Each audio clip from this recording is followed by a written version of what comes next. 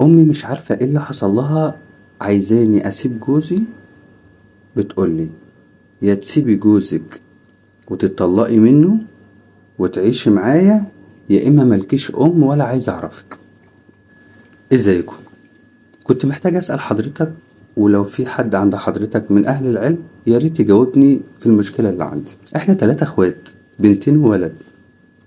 والدنا متوفي، اخويا عاق بامه. انا واختي كنا بنشوف احتياجات امي ايه، كنا دايما بنراعيها وكنا دايما بنزورها احنا وجوازنا.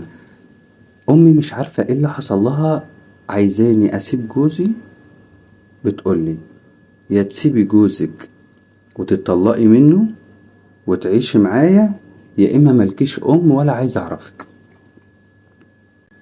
حاولت بكل الطرق ان انا اتكلم مع خلاني واجيبهم عشان خاطر نوصل لحل وتكون هي مرضية، ولكن هي قطعت كمان خواتها وطردتنا انا وجوزي. حتى اختي برضو ما سلمتش منها وطردته. سمعتنا كلام صعب ان انا اقوله، ولكن دي امي في الاول في الاخر، وانا بحبها والله، وانا عايز اعمل اللي يرضيها. جوزي اللي عايزاني ان انا اتطلق منه ده، انا جالي مرض. جوزي وقف جنبي وساندني، وكان ما بيسيبنيش في اي لحظة، وكان بيراعيني وكان بيخاف عليا. تخيل حضرتك، امي لما عرفت ان انا عندي المرض ده افتكرت ان هو معدي، رغم ان كنت زعلانة وحزينة جدا، ورغم جوز اختي دكتور قال لها ما تخافيش، المرض اللي عندها ده مش معدي تماما. لما خفيت وربنا شفى عني رجعت تاني تكلمني. انا مش عارفة امي بتعمل كده ليه، مصممة على رأيها ومش متنازلة عني. تخيل في مرة قعدت فترة ما بنزلهاش لان انا ساكنة في محافظة وهي في محافظة.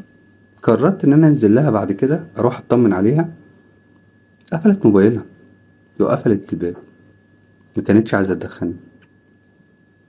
فانا كنت محتاجة اعرف من اهل العلم لو حد يقدر يساعدني في حاجة زي دي. هل انا كده لو ما روحتش لامي وقعدت مع جوزي وما اتطلقتش منه لان انا ما شفتش منه حاجة وحشة، هل انا كده ابقى عاق بامي، ولا المفروض ان انا اعمل او الناس من اهل العلم يقولوا لي على حاجة زي دي؟ لان انا تعبت نفسيا، مش عارفة المفروض ان انا اختار امي ولا اختار جوزي اللي ما اثرش معايا في حاجة، ولا بناتي اللي على وش جواز.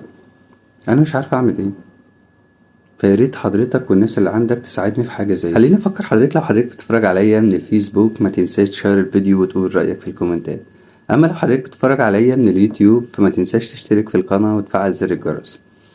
انا لما تواصلت مع صاحبة المشكلة ديت وسألتها على جوزها، ممكن يكون جوزها كان في مشكلة حصلت ما بين مامتها وما بين جوزها، ولكن هي بتقولي ان جوزها كويس جدا مع والدتها، وفي نفس الوقت هو طلعها حج وكان بيبوس ايديها هناك وهي في السعودية.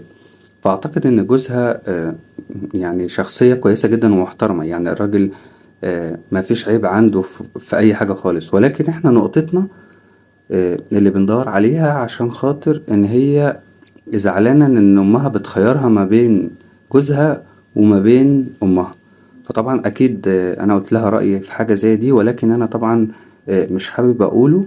فانا محتاج حضراتكم تشيروا الفيديو ده لناس اهل علم عشان خاطر يقولوا لنا الحكم في الموضوع ده في الدين بيقول ايه بالظبط.